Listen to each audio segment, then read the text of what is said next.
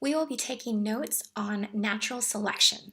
Natural selection was proposed by Charles Darwin.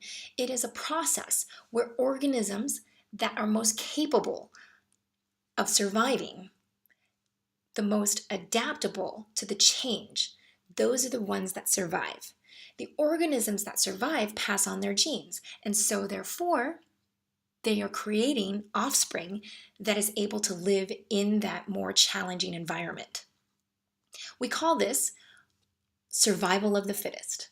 There are 4 steps of natural selection which leads a species to survive. The first step is overproduction. The second step is inherited variation.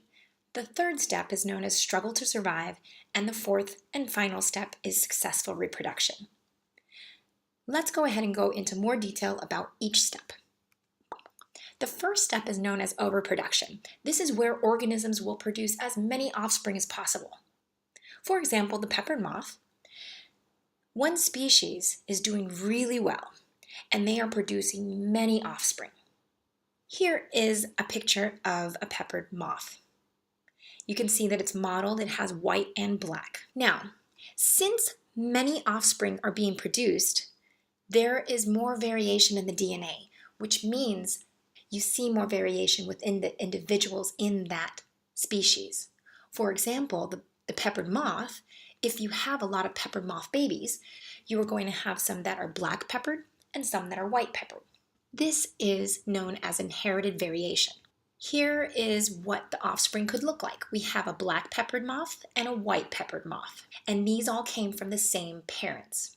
Now we reach the point that is called the struggle to survive. It is also known as the survival of the fittest. When we have a change that occurs, only the individuals that are most adapted to survive will survive and not die.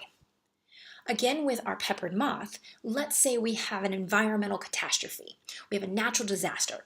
A volcano erupts, and we know that it rains down black ash within an area that is around that volcano, and that whole area is covered with black ash.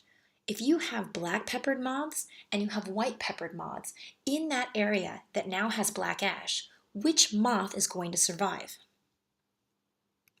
The black one, because now it's camouflaged. Predators will not be able to see it as well as the white peppered moths, which will definitely stand out. It is in contrast with the ash. As you can see here, we have the black peppered moth on the bark of a tree, and then we also have the white peppered moth. Because the white peppered moth stands out, predators are going to be able to see this, it's going to stand out more, and therefore this species is going to get eaten a lot more than the black peppered moth. The last step of natural selection is called successful reproduction. So because now the white peppered moths have been sharply decreased in number or even eliminated, those undesirable genes have now been eliminated from the gene pool. And therefore, the successful genes, or the individuals with those successful genes, are going to be able to pass on those genes to the offspring.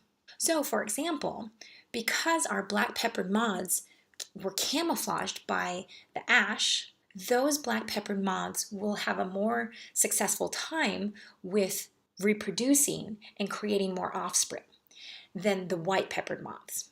So the white peppered moths, because they all got killed, their genes do not get passed on to the offspring, and we produce a larger population of black peppered moths. The species still survives, but the phenotype, the coloration of that peppered moth is different because of the situation that occurred that killed off the white ones. So this is a visual representation of what we had just talked about.